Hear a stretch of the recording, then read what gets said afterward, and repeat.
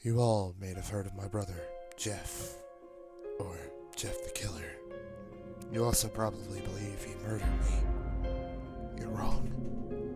My name is Lou, but I came to be known later in life as Homicidal Lou. I was born with a mutation in which my heart was on the right side of my body rather than the left.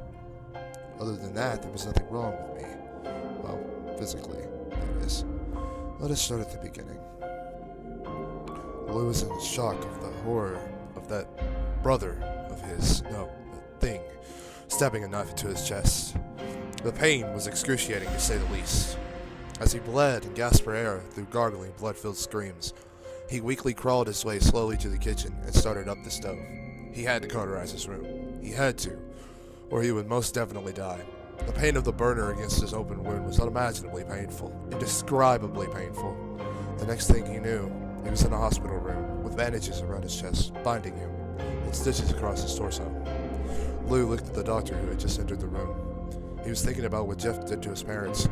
Mother, father.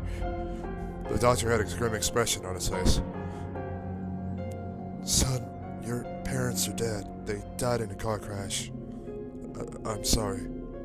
Lou was astounded at this statement. They didn't die in a car crash. He killed them, gutted them alive.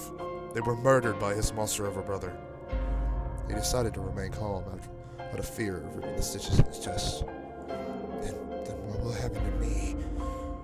You're going to go with another family for a while, just so you won't be alone. Lou began to protest, but was interrupted by a door opening. A woman in her mid-30s, short, with brown eyes and hair, walked in with a joyous expression on her face. Oh dear, are you okay, son?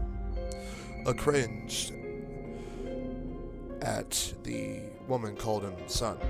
Lou wasn't their child. He didn't even know her. Lou looked at her, still slightly cringing. Oh. Hello there.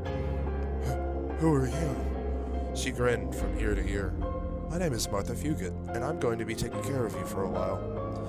He was astounded. Had he no say in this? What if Lou wanted to be an orphan? They seemed very kind, though, so he just went along with it. Okay. He was still very confused. Well, will you get to take him home, Doctor? She eyed the doctor eagerly. As soon as we can get him dressed, ma'am.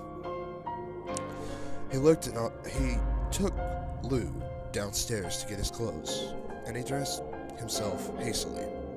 On the way to the Fugit's home, Lou noticed an eerie silence in the vehicle. He was interrupted by Martha. Listen, we know the whole your mom died in a car wreck story is a lie. We're a part of the Witness Protection Program, and seeing as your brother Jeff is now a notorious serial killer, you've been placed in our custody for protection. A notorious serial killer? Since when? How long was Lou asleep? How long was I asleep in the hospital, Martha? She looked somewhat sad. You were unconscious for 2 months. We had no idea why. 2 months? Whoa! He was astounded at that remark. 2 whole months? What the hell did Jeff do to him? He was terrified, sad, and confused all at the same time. My God. She had a saddened look on her face. We were starting to think you'd remain in a coma forever. When the doctor called us and told us you had woken up, we were overjoyed. They pulled into the driveway. They then introduced Lou to their son Steven and their dog Jake. Jake was a mangly, homely-looking Alaskan Husky. Steven was 13, 2 years older than Lou, and the same age as Jeff when the incident happened. He had blonde hair and dark brown eyes. He was really energetic and loved video games. Lou warmed to them and bonded with them over the next few months. He finally found a family again. He even went back to school and made a few new friends. The incident with Jeff all seemed like it never happened. Lou even started to forget about it. That is,